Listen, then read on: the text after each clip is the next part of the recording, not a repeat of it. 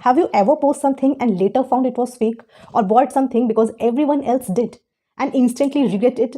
That's your brain on autopilot. But क्या हो अगर हम इसको फ्लिप कर दें? Welcome to Think Sharper, the series that turns your brain into BS detector. What is critical thinking? क्या है ये? हर कॉम्पिटिशन एग्जाम्स में इसको पूछा जाता है, बेसिकली उन एग्जाम्स में जो कि ग्राउंड स्टेट पे डील किए जाते हैं। इतनी क्या इंपॉर्टेंस है ये? Firstly, critical thinking is not thinking more, it's thinking better. तो पूछिए, क्या ये सच है? क्या एविडेंस है इसका? और am I being play thinking? That's a difference between reasoning and reacting. तो इसीलिए इसको हर कॉम्पिटिशन एग्जाम्स में पूछा जाता है। सो अब हम ये समझते हैं कि यह काम कैसे करता है। You know, in the world of full click bait, deep faker and hot takes, critical thinking आपकी एक शील्ड है। तो अभी हम ये समझते हैं कि ये काम कैसे करता है। तो फर्स्टली, ये आपको हेल्प करता है मैनिपुलेटिव लोगों को स्पॉट करने में। सेकेंड चीज़, आपके डिसीजंस को स्मार्ट बनाने में। थर्ड चीज़, आपको क्यूरियस एंड ओपन माइंडेड रखने में। बट कुछ हमारे ब्रेन बग्स होते हैं, it's like a glitches in brain software. So क्या है ये, उसको हम अंडरस्टैंड करते हैं। बट इसको अच्छे तरीके से अगर अंडरस्टैंड कर लिया तो आई थिंक आपकी जो थिंकिंग है, जो आपकी डिसीजंस है, काफ़ी हद तक स्मार्टली हो सकते हैं। तो फर्स्ट इज कन्फर्मेशन बाइस। कन्फर्मेशन बाइस मीन्स व्हाट यू बिलीव। सो आप उसी चीज़ के बारे में पॉइंट ऑफ व्यू को देखेंगे।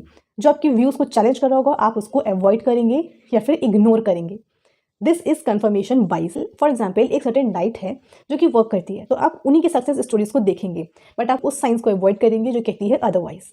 दिस इज कन्फर्मेशन बाइस। Next is group thinking. Group thinking means एक ग्रुप है जो कि एक फेमस ओपिनियन को सपोर्ट कर रहा है, तो सब सपोर्ट कर रहे हैं, इसीलिए आप भी सपोर्ट कर रहे हैं। This is group thinking bug and which is very very harmful. आपके कुछ पॉइंट ऑफ व्यू हैं तो आप उसको पुट कीजिए। That's a great mindset. Next and last, emotional reasoning. Emotional reasoning means what you feel उन्हीं को आप बिलीव करते हैं और उस फैक्ट को आप इग्नोर करते हैं। फॉर एग्जाम्पल, आपको उड़ने से डर लगता है, आपको एक प्लेन में ट्रेवल करने से डर लगता है, फ्लाइंग से आपको डर लगता है, तो आपने ये मान लिया कि it's dangerous. Like for example, आपको फ्लाइंग से डर लगता है तो आपने मान लिया कि इट्स डेंजरस, बजाय फैक्ट्स को आपको देखने के कि स्टैटिस्टिक्स खुद कहता है कि flying is more safer than road travel. This is brain bug. So ये जो 3 बग्स हैं, ये इनको स्पॉट करके आप अपने डिसीजंस को काफ़ी हद तक स्मार्ट बना सकते हैं। आप इनको अवॉइड कर सकें और आप ये समझ सकें कि एक्चुअली मुझे किस तरीके से थिंक करना है। But why it matter? ये ब्रेन बग्स थिंकिंग को स्नीक करते हैं एंड रियलिटी को डिस्टॉर्ट करते हैं।